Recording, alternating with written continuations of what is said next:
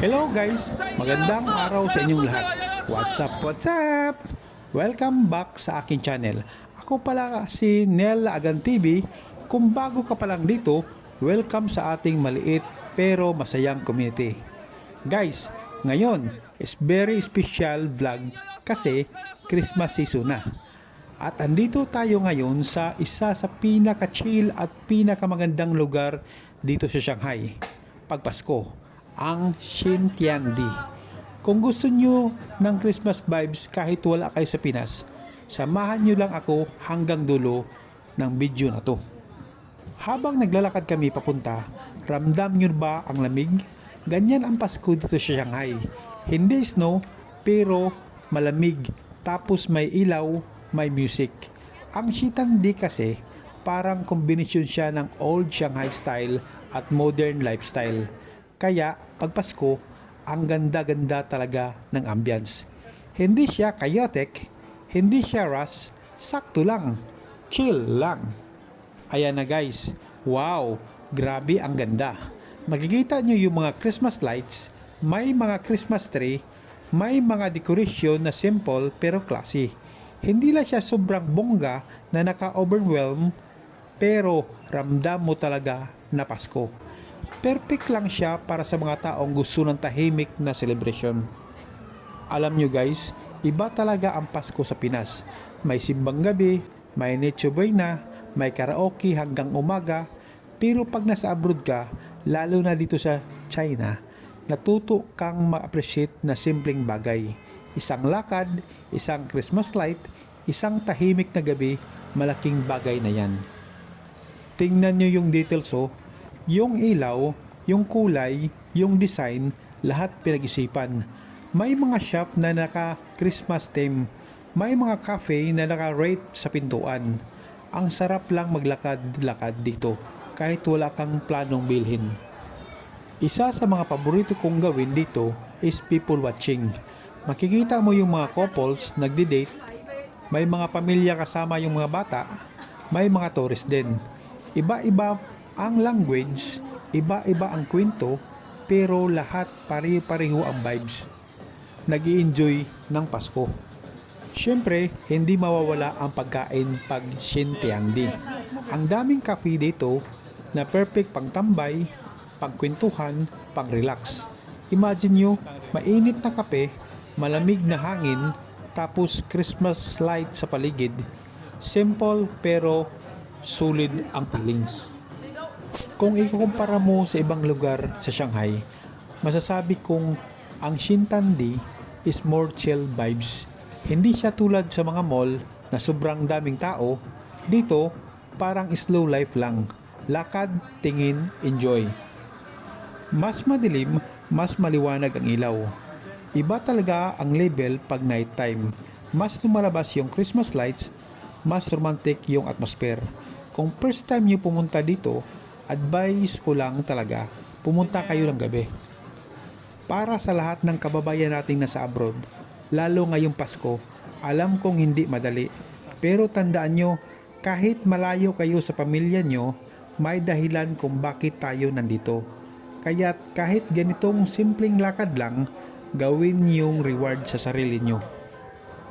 Habang naglalakad kami, gusto ko lang ipapil kung gaano ka-peaceful dito.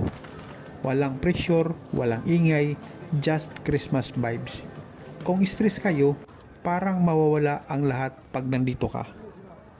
Ito ang clip sa aming gala. Enjoy watching!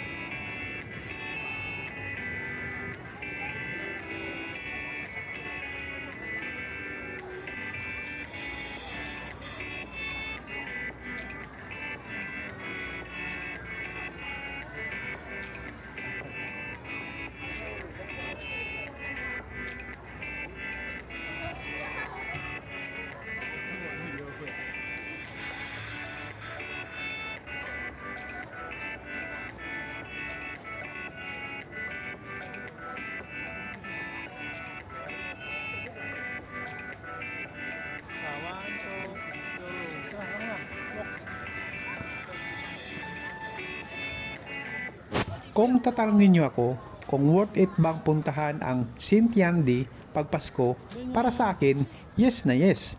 Hindi man bongga, pero ramdam mo yung diwa ng Pasko. Alright guys, dyan na natin tatapusin ang ating Sintiandi Christmas Vibes vlog dito sa Shanghai. Kung nag-enjoy kayo sa video na to, huwag kalimutan mag-like, mag-comments at mag-subscribe. Sabihin nyo na rin sa comments kung saan lugar pag gusto nyo puntahan natin dito sa Shanghai. Maraming salamat sa panonood. Merry Christmas sa inyong lahat. See you sa sunod na vlog. Bye!